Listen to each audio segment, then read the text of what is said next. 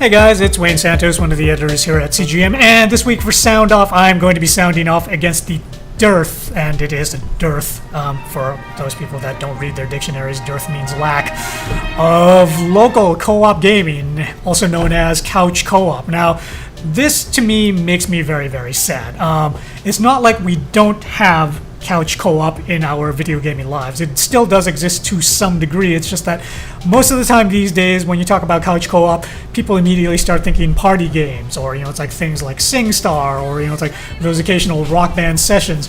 They don't normally think in terms of the hardcore games that most of us grew up with. I mean, one of the all-time great couch co-op games throughout the generations is a hardcore game. It's like you ask anybody and they'll tell you it's like Goldeneye on the Nintendo 64. That was what got most people all into a room playing with each other and shooting each other up. It's like, and it was absolutely fantastic. It's like on the PC side of things, once the miracle of it's like LAN gaming came into being, it's like there were things like Counter-Strike, and more popularly there were real-time strategy games like it's like StarCraft.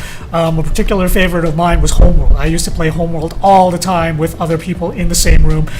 Granted, we were like sort of abusing our employee powers at an advertising agency, but it's like, hey, as long as our work was done and it was after 6, it was generally supposed to be okay. But these days you don't really see too much of that. I mean, the only significant local hardcore couch co-op game that immediately springs to mind in recent times would be Borderlands. It's like Borderlands is an amazing game. You don't necessarily need to drag out like multiple consoles, although you can, but two people can play on the same machine and you can enjoy yourselves. Everybody's getting their own loot. It works out great.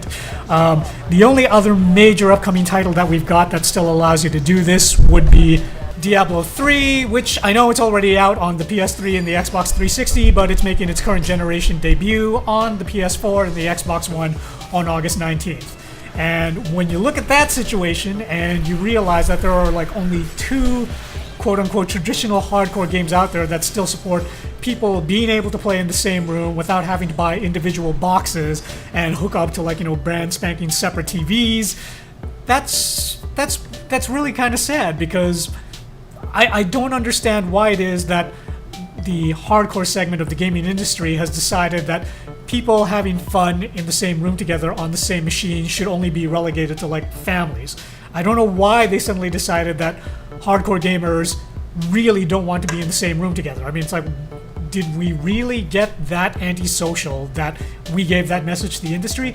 I don't think we did. And what I would like to say to it's like all those people out there besides Blizzard and Gearbox, and in particular I would like to say this to Bungie, is people playing in the same room, especially with a hardcore game, it's extremely gratifying for everybody. And if it is technically feasible, and in the case of Destiny maybe it just isn't, but if it is technically feasible, you get a lot of goodwill, and you get a lot of it's like fun for the fans when you're able to do this, because there's something about actually being able to play together, being physically together, that's extremely gratifying. And talking to your friends on a headset, that's nice, but it doesn't quite have that same sense of camaraderie or satisfaction.